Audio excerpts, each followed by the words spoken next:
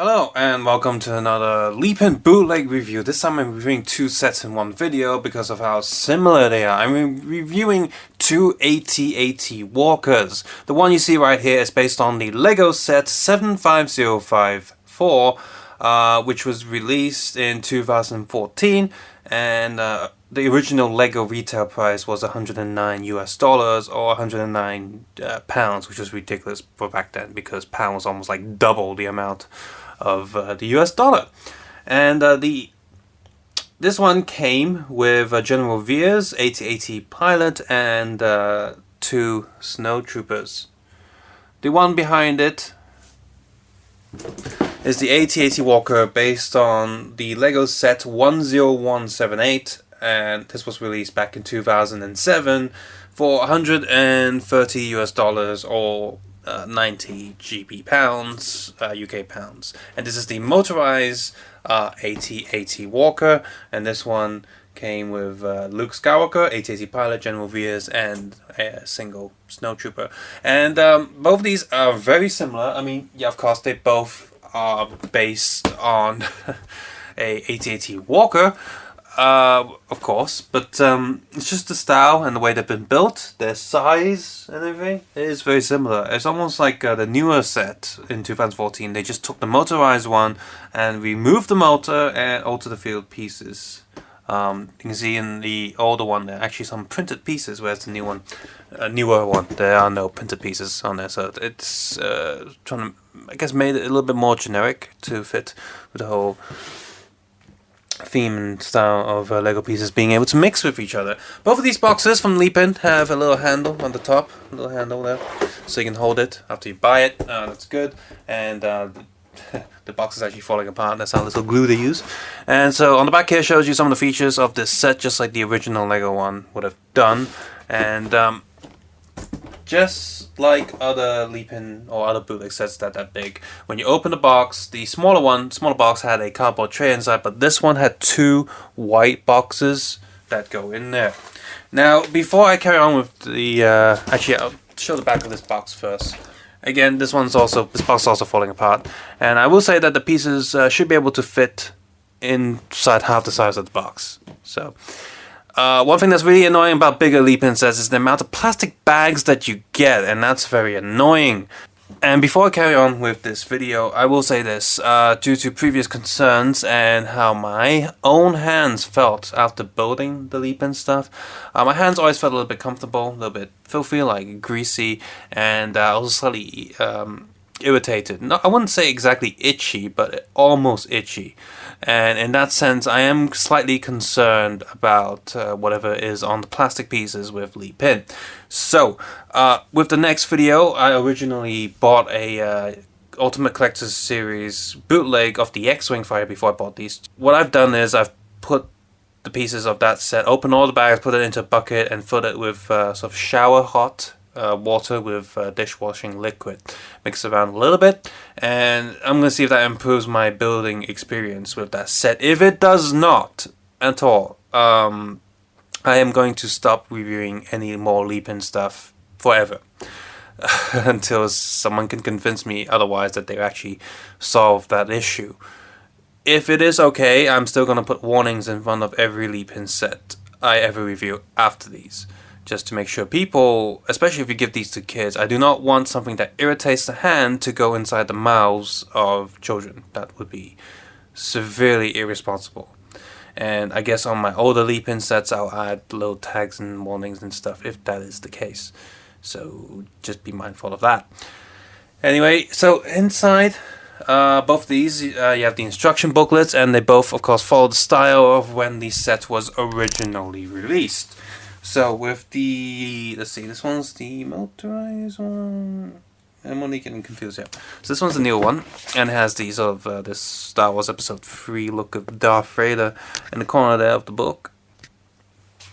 And again, it's just all the pieces, blah blah blah, build. No parts count, anything, just a standard image on back. And the instruction booklet for the other one is almost same size. See, this one is there. They're both called Star Plan, which is the thing. Has some Clone Wars stuff in the background there. And I'm gonna assume that the original one had some sort of Clone Wars stuff in the back advertised as well. The building process was not fun at all. For the most part, each baggie inside the box contained similar pieces, similar size pieces, but that wasn't completely the case. It's actually fooling you to think that that was the case. You open all the bags and think, oh, it's all like organized into different bags. I can easily find the pieces I want. But there were certain bags that had just 1 or 2 pieces that should have been in another bag. So forget the bag sorting. You need to sort all the pieces yourself first before you start building, or else you're going to be looking... Most of the time building this was looking for the piece that you want. It got very annoying. It got tedious quickly, so that was not fun at all, especially with the hands getting slightly irritated. No good. So building experience is not fun at all with these. Sets did come with a lot of spare pieces, which is good. Here's some of the spare pieces from the... Let's see, this one's from the Motorized one. Some reason they have the gun in brackets, but also decide to put it in its own little baggie. Whatever, I'm going to use that for the minifigures that came with it, because you get the minifigures with that. And the other non-motorized one came, since it's got more troopers and stuff, has more of these guns and brackets, as well as a ton of spare pieces, and a brick separator that looks like a really creepy happy giraffe. So that's something, yeah. Both of the walkers standing right in front of us, the motorized one on the left and the newer one on the right. You can see they're both roughly the same height. This one is a little bit taller due to just how the legs are standing, I guess. And oh crap! I think I built this. Yeah, I need to attach this leg to that one. So I built it slightly back to front. Oops. That's another thing with the instructions. That's probably due to the Lego fault as well. Being an older set, the instructions are not as clear. There were numerous places where I had to rebuild over and over again because I just wasn't sure if I was getting the right thing done or not. So you can see they're both very similar in size, and in terms of replacing the drivers and stuff, they both have the flip, which is constantly falling off because the clutch sucks. Can I just lift this thing? Never mind. You're supposed to just lift the front panel there, and you can just about fit 2 drivers. And yeah, the head movement is actually attached to the motor function, so you're supposed to be able to fit a driver in there. That's something. Of course, in terms of scale, it's not exactly... See, this thing's falling apart. I'm getting slightly annoyed already. Say this though, there are no sticker sheets in either of these sets, and they do keep all the printed elements if there were any. You can see the control panel is printed inside there, so that's good. And but yeah, the side panel that fell off as well. Speaking of print quality, might as well look at this as well. This piece here is also printed quite nicely. All 4 pieces are quite good, and if you look at the lower area here, these pieces are also printed quite decently. Non-motorized one, you do get the printed standard control panel piece that you get to see in a lot of other sets, and you should be able to fit 2 people sitting in there, one front, one in the back. So yeah, the head goes left and right, and it is a very loose joint. There's no rubber bands or anything to stop it from, you know, just flying about. So you really need this to be sitting on a flat surface, or else the head will just, you know, keep falling backwards and forwards. So if you do that, oh, whoopsies. Let's do it again. Oh, whoopsies. So other than that, the legs do click pretty well. So that's good, and the feet at the bottom, those swing backwards and forwards pretty nicely. So everything moves quite smoothly on the legs, thank God, because if the legs were loose or anything, that would be really annoying. Look at the main body. Since this does not feature Luke Skywalker, there's no rope that hangs down or anything they can do, like so. So you can open this panel, and this is a pretty big piece, so it's good that it doesn't fall apart and anything like that. That'd be as well really annoying if it was just as flimsy as the other one. And I've just signed the torch in there. You can see it's just empty hollow out space, and which again makes me feel like they just redesigned the motorized one and took the motor out. But you can see in there, there's nothing in there, nothing in there at all. Just blank, empty space. That well, at least you can fit all of your snow troopers in there if you need to. And see, it's a button there. No, that's just hooking everything on. But double check if I'm missing anything. I don't think I am. Back here you can pull this and the little trapdoor will open, so if you did have a Luke Skywalker figure, you can go doop doop doop doop doop, go in and put a bomb in there. And there'll be a Stormtrooper using a toilet and it'll blow up. References. So aside from the panel on both sides, they can open like that. There's a little bit of movement there, but it's not meant to move, it's just there so it can, you know, slope down a little more authentic to the official one. So these back panels can also open up if you really want to, just so, hey, here's some technic stuff, being technical and stuff. More panels that can open up, kind of move. This one just sort of flaps there. So yeah, overall it does stay okay. Finally, the play gimmick, there's a spring-loaded laser shooter at the bottom here, so let's fire that. And it fires pretty well, just like the real thing. Doesn't walk seems to be staying together pretty well. Bringing in the walking one, and just like the original, there is a handlebar they can hold on to there, which is useful. And you see that it does stay together pretty well. So thank the actual LEGO engineers to do that. Since this one does come with Luke Skywalker, the motorized thing does have a little piece of string down there. This is attached via 2 studs, and let me just pull that out. Just like the Lepin Batman set that I reviewed before this, the string piece is terrible. It's let me just focus. Come on. Okay, man. Yep, the string piece is horrible. Basically, you got 2 studs with a little hook on the end, and if you tie the rope yourself, the rope is already falling apart, as you can see right here. And the rope is not slimy, but it might as well be, because if you tie just one knot, you can pull it and it will come loose. So you need to tie a dead knot on there to make sure it doesn't do that. So, yeah, no toy gimmicks on this, apart from the motorized function. Everything else, I'm just messing around with it. It does stay together pretty well. It's mostly just the head. That's very fragile. And you can open this up and you'll see there's a switch there. There is indeed a motor there, so they did copy that. And just like the original, if you want to take the battery pack out, you got to open the back. You have to open the butt. The instructions do give you a page on how to do that. I guess just straight out from the original LEGO instructions on how to do that. So let us see. What you have to do is to pull out both sides of this yellow peg and then unhook this and then open both sides of the flaps, and then you can pull the battery pack out. Oh, you just want to pull this bit out as well. I'll do that afterwards, after I demonstrate the moving motorized function.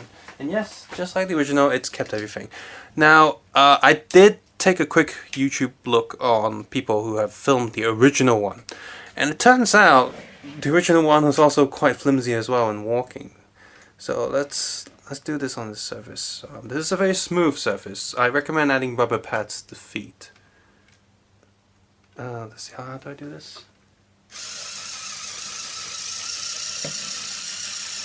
Oh, this is backwards. Supposed to be going forward now. Come on.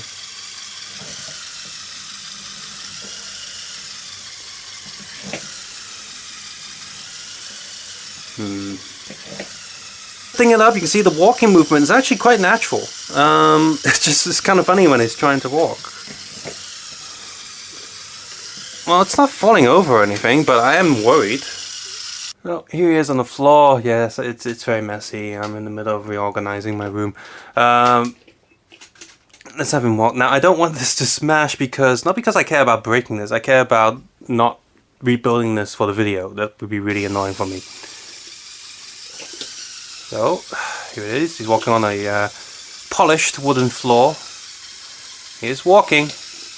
Okay, he might be shaking a little bit more than the regular LEGO one, but the regular LEGO one also shook quite a lot. So let's have him walk this way.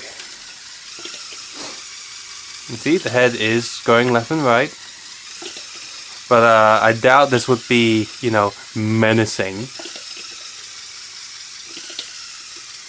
There you go. see if we can take the motor out without completely destroying this thing to see how well the clutch does. So let's see, it said was to open the back flap, pull out this piece here that's hooking them together. Oh, there we go. You can open them up and pull out this back piece. So comes out very easily. And then pull out these two yellow tabs, which also come out very easily. And I should now be able to get the battery pack out. Yeah, there we go. Battery pack's out. Just like the original, put in 6 AA batteries in there on each side.